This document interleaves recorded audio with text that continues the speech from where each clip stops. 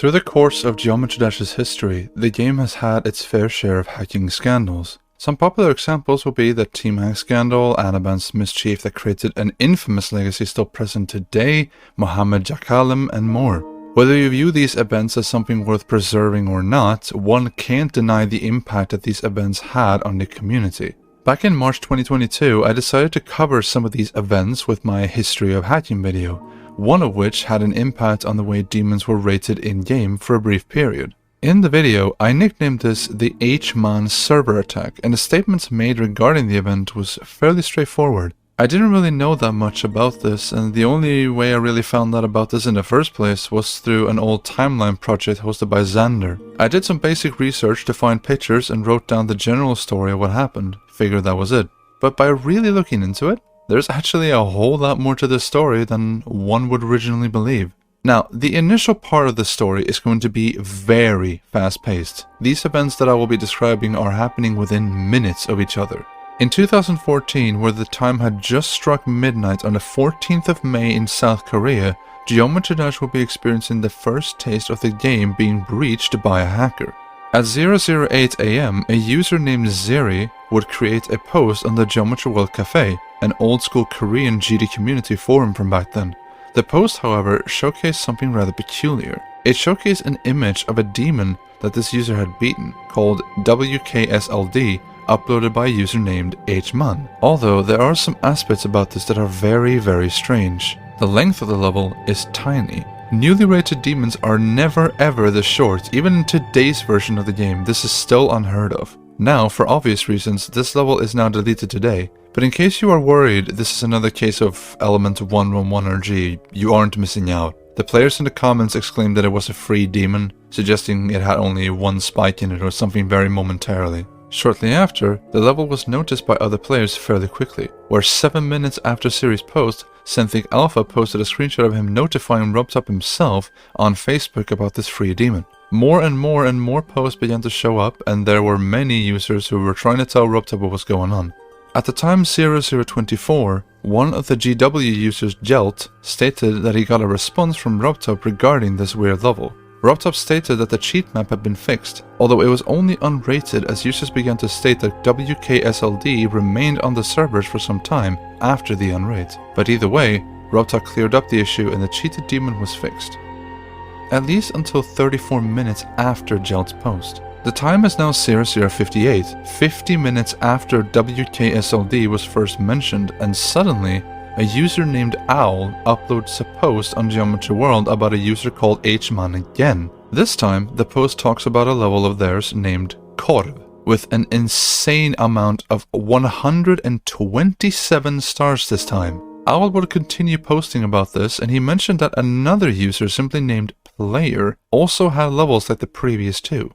The level names would suggest that this creator is still the same person, as the names of these levels were Korv, Korv 2, and WKSLD2. Unfortunately, there were no images posted of these three levels from this user, and while no one mentioned it at the time, by this point the hacker also seems to have re-uploaded the first level, WKSLD, twice. Robtop removed the rated WKSLD, whilst the unrated re-upload remained on the servers for an unknown amount of time. The time was now 0109, and another user named Dora Bay would post an in-game screenshot of one of the levels. The level showcased, well, a blocky penis. Not really any other way to phrase it. Dora Bay didn't mention which level this was taken in, but from a personal perspective, I do assume this to be either Korv or Korv 2. Why? Well, I'm Swedish. Korv is a Swedish word, and Korv in Swedish means sausage. Yeah, I wonder why he called it that. This is also the only screenshot taken in level out of any of the exploited levels that were posted, so what any of the other levels may have had remains unknown to this day. It probably wouldn't be something extraordinary or majorly interesting, so I would say we aren't missing out on anything. At approximately 0113, one could see on the recently rated online levels that it has now been filled with these exploited levels, and Robtop's initial patch had immediately been countered. Every single one of these levels are uploaded by the same user, Player. It was pretty clear to everyone witnessing the event that everything was falling apart, with all these free demons being uploaded and players would beat them easily, flooding the in-game leaderboards with new players with over 500 stars in less than 5 minutes. As can be seen on these images, there are even more of these exploited demons that had not been mentioned previously, with the names pretty much signifying what could be best named as keyboard spam. There's even a non-featured level at the top of this image which is believed to be the exploited demon Really Hard. With all these free demons being uploaded, players from all over the world trying to beat them all to get on the leaderboards, the Geometry World Cafe being flooded with posts regarding this event, the game eventually couldn't handle it anymore. Since this was still the early days of the game, the servers were not equipped to deal with these kinds of issues. And so at the time 0119, the servers were being pushed too far and overloaded, causing the server to crash.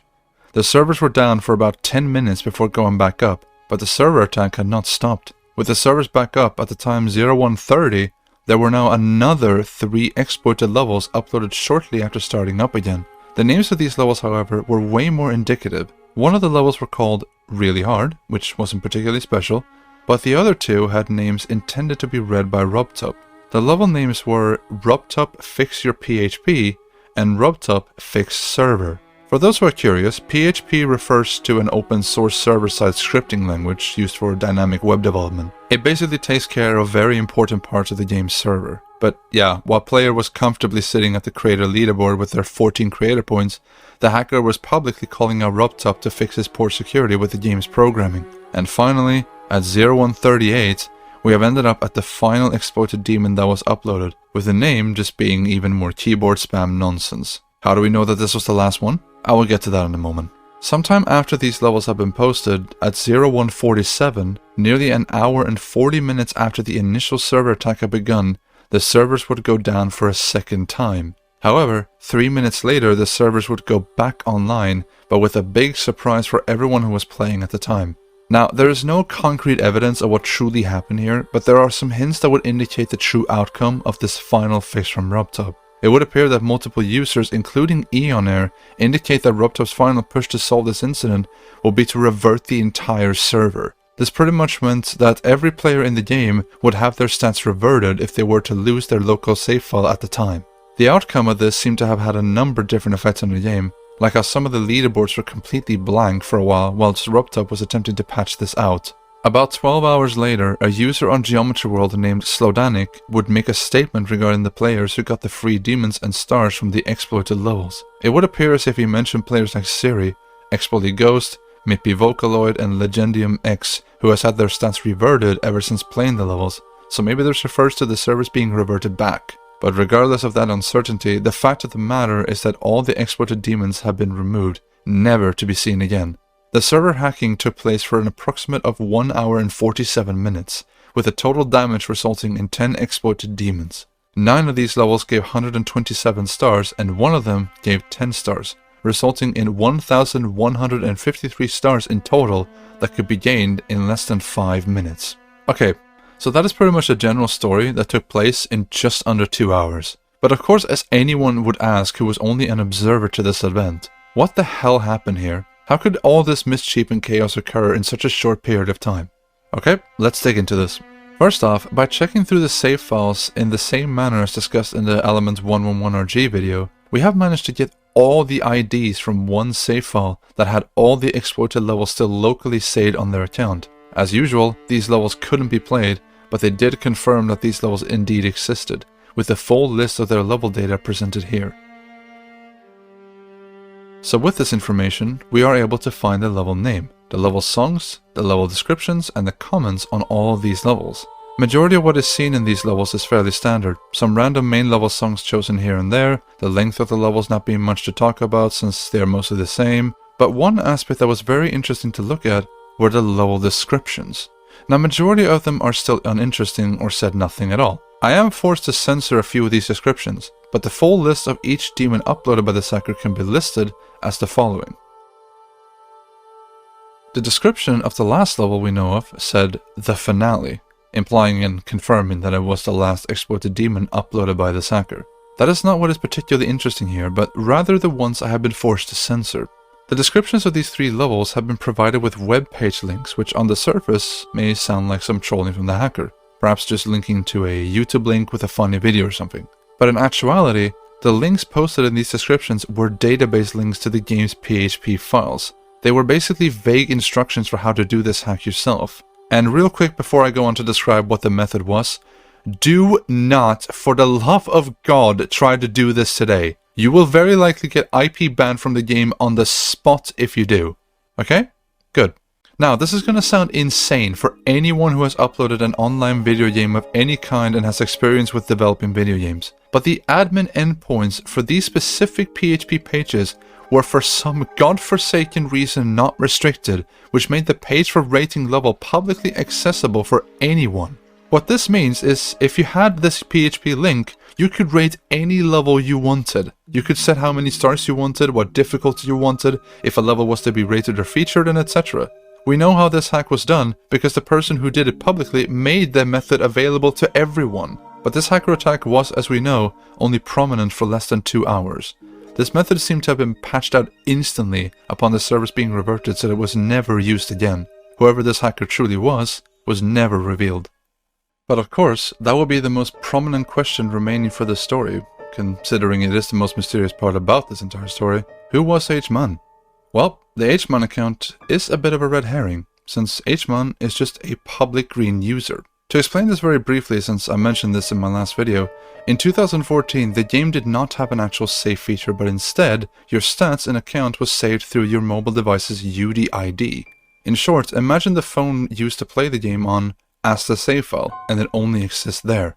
When someone opened GD on their device for the first time, the UDID of their device was collected and assigned to their account. But with H-Man being a public green user means that the account had none. There was no UDID tied to this account. Player had a UDID, but H-Man did not.